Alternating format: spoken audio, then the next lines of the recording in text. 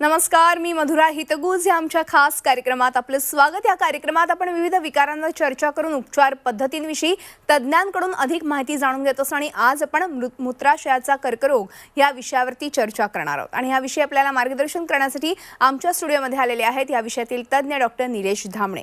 Doctor Nilesh Dhamane यांची थोडक्यात ओळख सांगायची झाल्यास डॉक्टर धामणे यांना गेल्या 15 वर्षांचा वैद्यकीय क्षेत्राचा अनुभव आहे। कोल्हापूर कॅन्सर सेंटर इथे ते आपली रुग्णसेवा बजावतात आणि त्यांनी आपलं वैद्यकीय शिक्षण हे ग्रँड मेडिकल कॉलेजमधून पूर्ण केलं, तर DNB मेडिसिन हे कोल्हापुरातील सरस्वती मेडिकल फाउंडेशन इथून पूर्ण केलंय। तर गुरगाव इथल्या मेदांता हॉस्पिटलमधून DNB मेडिकल ऑन्कोलॉजीचं शिक्षण त्यांनी घेतलंय आणि गेल्या 5 वर्षांचा त्यांना ऑन्कोलॉजी या क्षेत्राचाच म्हणजे कॅन्सर क्षेत्राचा अनुभव आहे। लंग्स कॅन्सर असो, पेडियाट्रिक कॅन्सर असो, यामध्ये त्यांनी प्रावीण्य देखील प्राप्त केलेलं आहे। तर केमोथेरपी, टार्गेटेड थेरपी, इम्युनोथेरपी यामध्ये उपचार करण्यामध्ये त्यांचा विशेष असा हातखंडा आहे। कॅन्सरवरील उपचारांसाठी सरकारमान्य योजना आहेत आणि कोल्हापूर कॅन्सर सेंटर इथे मोफत कॅन्सरवरील उपचारांची सोय देखील आहे। आज आपण खरं तर मूत्राशयाच्या कॅन्सरविषयी जाणून घेणार आहोत, विस्तृत चर्चा करणार आहोत डॉक्टरांशी। आज आपण मूत्राशयाचा कर्करोग या विषयावरती चर्चा करतोय। माझ्यासोबत आहेत या विषयातले तज्ञ डॉक्टर निलेश धामणे। आपण पुन्हा एकदा चर्चेकडे वळणार आहोत। डॉक्टर, सगळ्यात पहिला प्रश्न मला तुम्हाला हाच विचारायचा आहे, मूत्राशयाचा कर्करोग म्हणजे नेमकं काय? शरीरात कुठलाही कर्करोग म्हणजे कुठल्याही पेशींची अनियमित अनियंत्रित वाढ होणे आणि त्यात गाठीचं रूपांतर होणे, याला आपण कर्करोग म्हणतो। मूत्राशयाचा कर्करोग म्हणजे मूत्राशयात ज्या पेशी असतात त्याच्या अनियमित अनियंत्रित वाढ होऊन गाठ तयार होणे, त्याला आपण मूत्राशयाचा कर्करोग असं म्हणतो। नॉर्मली इंग्लिशमध्ये आपण जे युरोथेलियल कॅन्सर म्हणून ग्रुप ऑफ कॅन्सर्स म्हणतो, त्यात युरिनरी ब्लॅडर म्हणजे मूत्राशय सोबत रिनल पेल्विस आणि युरेटर नळी असते लघवीची, या सगळ्या मिळून जो होतं त्याला आपण युरोथेलियल कॅन्सर म्हणतो। हे सगळे अवयव क्लब करायचं कारण ज्याची ट्रीटमेंट बऱ्यापैकी एका पद्धतीने केली जाते। त्यामुळे मूत्राशय कॅन्सर सोबत जे मूत्रमुखाचे आणि नळीचे कॅन्सर असतात, लघवीच्या नळीचे, जे किडनी पासून मूत्राशयापर्यंत पोहोचतात, या सगळ्याला आपण युरोथेलियल कॅन्सर असं म्हणतो।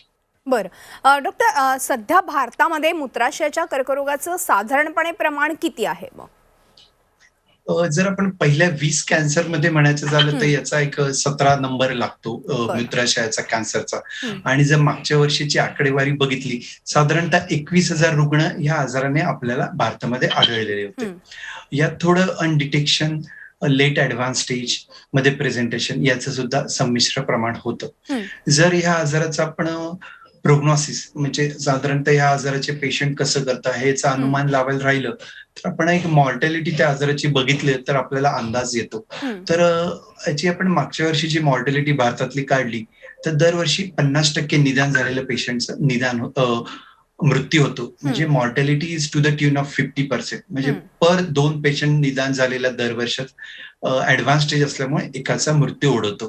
तर हा आजार पहिल्या 20 कॅन्सरमध्ये आहे आणि हा तीव्र प्रकारचा कॅन्सर आहे जर वेळेत लक्षात नाही आलं तर, आणि त्याचा पेशंटच्या जीवाला धोका होऊ शकतो।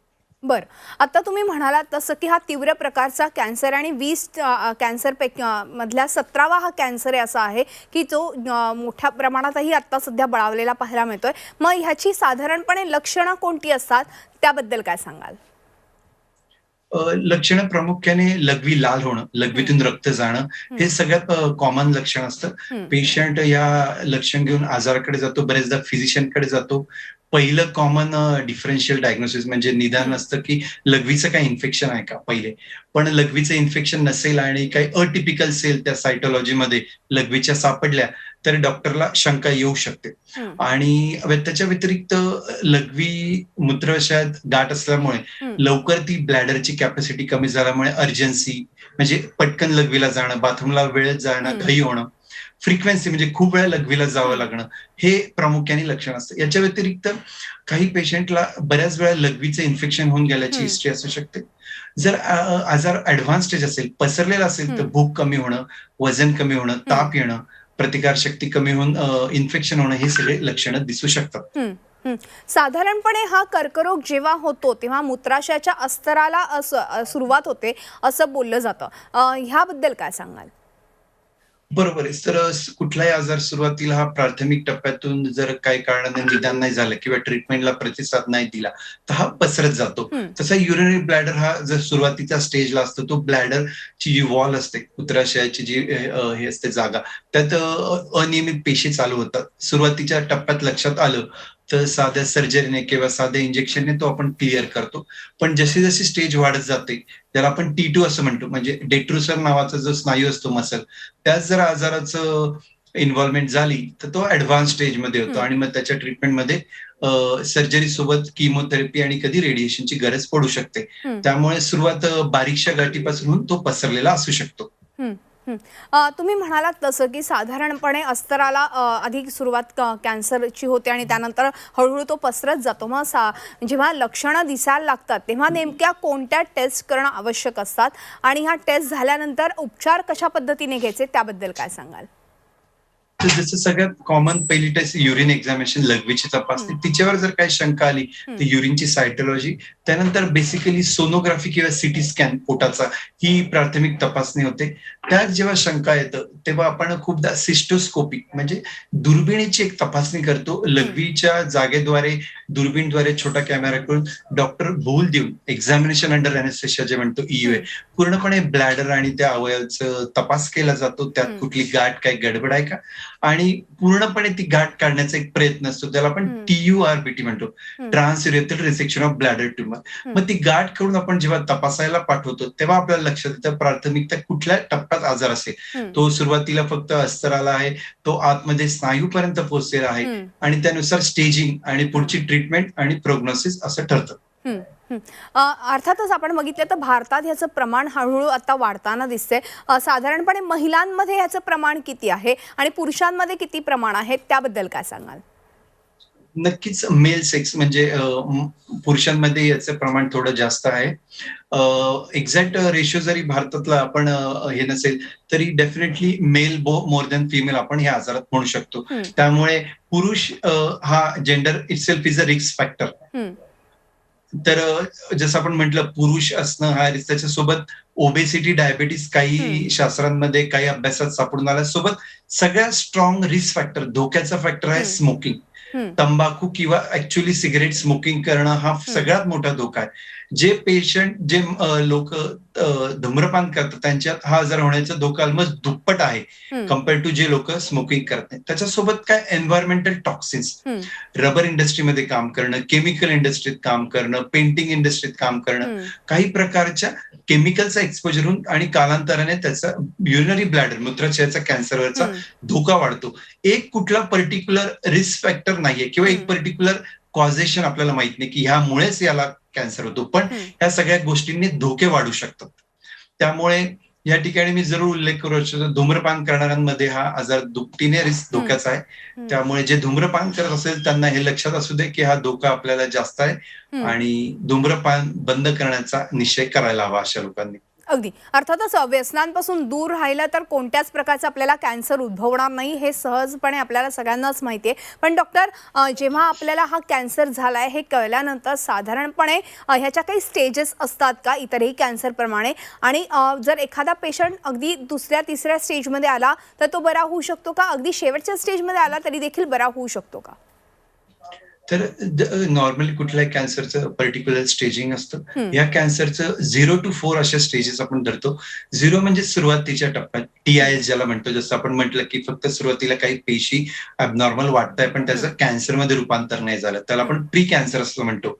स्टेज 1 ही त्याच्या पुढची स्टेज आहे. हं, जसं आपण लॅमिना प्रॉप्रिया म्हणजे अ, मूत्रशयाची जस्ट पहिल्या याच्यात असणाऱ्या त्याला आपण T1 स्टेज म्हणतो. हं, त्याच्या पुढे ज्या स्टेजेस आहेत, डेट्रुशल मसल इन्व्हेसिव्ह, हं, मसल इन्व्हेसिव्ह स्टेज 2 पासून. हं, तर आपण नॉर्मली नॉन मसल इन्व्हेसिव्ह म्हणजे अगदी सुरुवातीचा टप्पा ज्याला बऱ्याचदा एका ट्रीटमेंटने क्लिअर होतो. हं, दुसरं मसल इन्व्हेसिव्ह ब्लॅडर कॅन्सर, हं, स्नायूत पसरलेला आहे, ज्याला बऱ्याचदा 2 किंवा 3 प्रकारच्या ट्रीटमेंट लागतात. हं, आणि लास्ट आहे डिसेमिनेटेड म्हणजे लास्ट स्टेजमध्ये आहे जो पसरलेला आहे.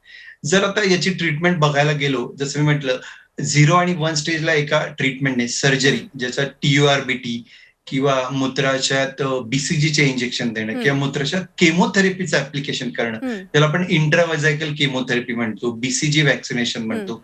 आणि किंवा जेमसिटाबिन, मायटोमायसिन सारखी किमोथेरपी देणं म्हणतो. हम्म, हे सगळे प्राथमिक एका किंवा 2 प्रकारच्या ट्रीटमेंटने हे आपण पूर्णपणे नियंत्रणात बरे करू शकतो. हम्म, पण जेव्हा स्टेज 2 आणि अभाव असतं, हम्म, ज्याला आपण मसल इन्व्हेसिव्ह ब्लॅडर कॅन्सर असं हम्म, म्हणतो.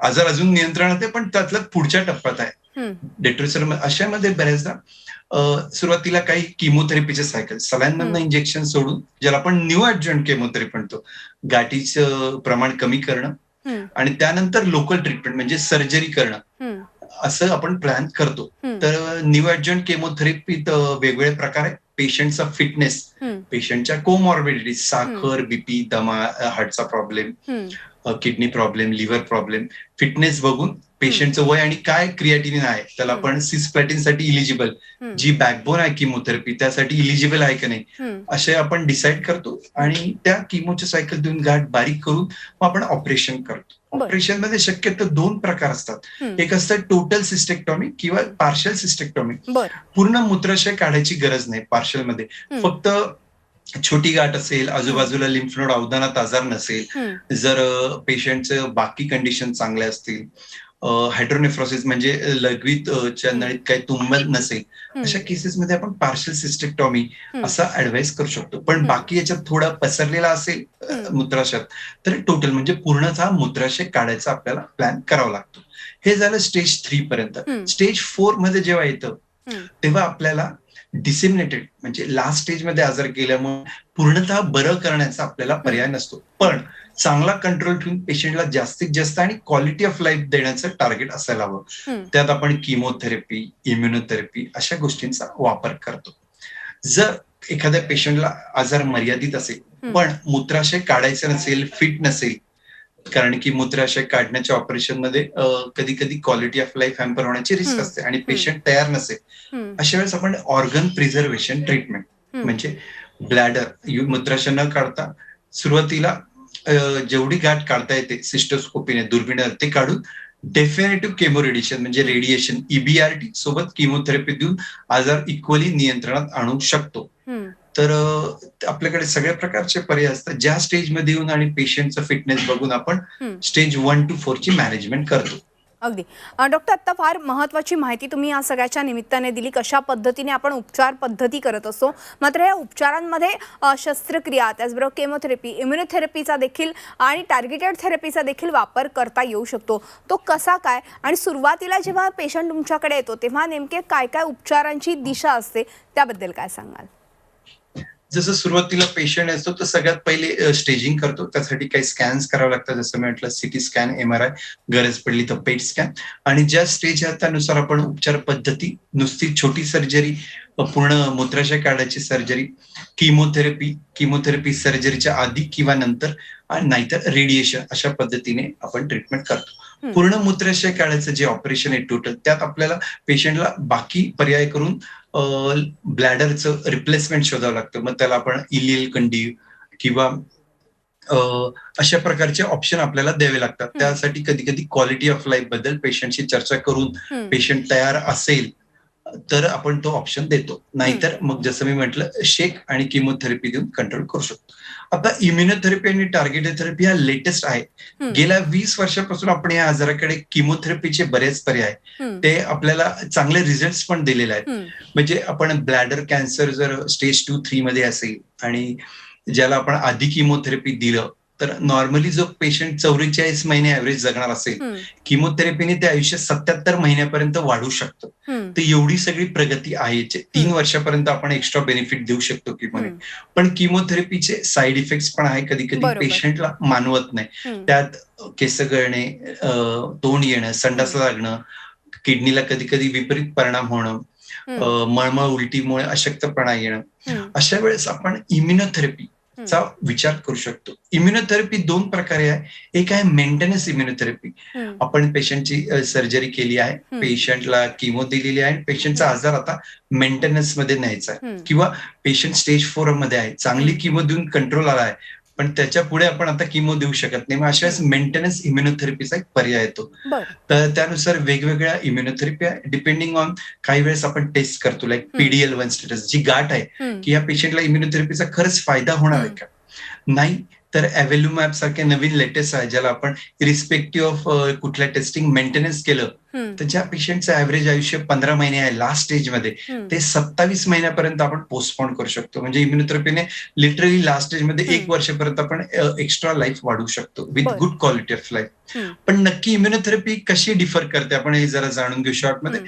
किमोथेरपी ही सायटोटॉक्सिक डायरेक्ट जाऊन कॅन्सर पेशंटना अटॅक करते. बरोबर. त्यामुळे सोबत नॉर्मल पेशंटचं पण हानी नुकसान होते आणि होतं. खरंय. त्यामुळे हे सगळे साईड इफेक्ट. इम्युनोथेरपी काय करते, बॉडीची इन्नेट इम्युनिटी असते, हं. प्रतिकारशक्ती, ती वाढवायला मदत करते. ती जाऊन डायरेक्ट कॅन्सरशी तिच्या पद्धतीने नैसर्गिकरित्या लढा हं, देते. त्यामुळे कधी कधी एक्स्ट्रा फायदा होतो आणि हे साईड इफेक्ट होत नाही. हं.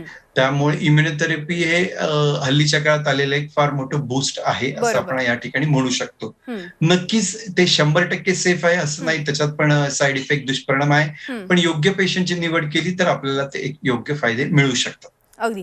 डॉक्टर, एक शेवटचा आणि महत्त्वाचा प्रश्न. अर्थातच मूत्राशयाचा कॅन्सर झाल्यानंतर, उपचार घेतल्यानंतर साधारणपणे त्या पेशंटचं क्वालिटी ऑफ लाईफ हा फार महत्त्वाचा मुद्दा असतो. कारण बऱ्याचदा काही पेशंटमध्ये तुम्हाला मूत्रपिंड काढावं लागतं. तर नेमकं कशा पद्धतीने त्यांचं क्वालिटी ऑफ लाईफ असतं, त्यांचं क्वालिटी ऑफ लाईफ सुधारतं का, त्याबद्दल काय सांगाल अगदी थोडक्यात?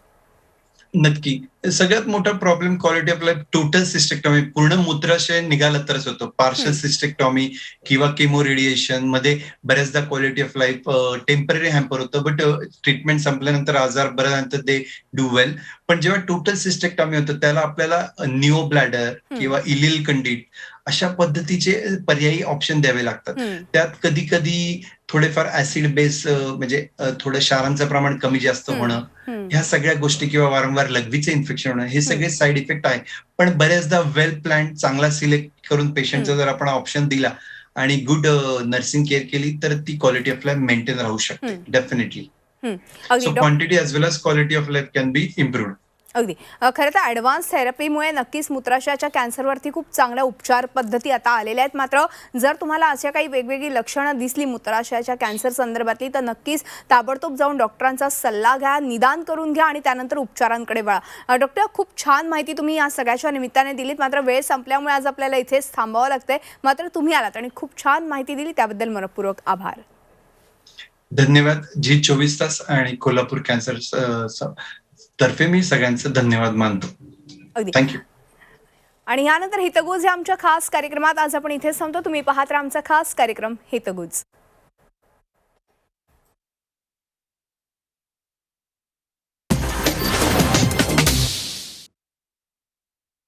छत्रपतींचा विचार म्हणजे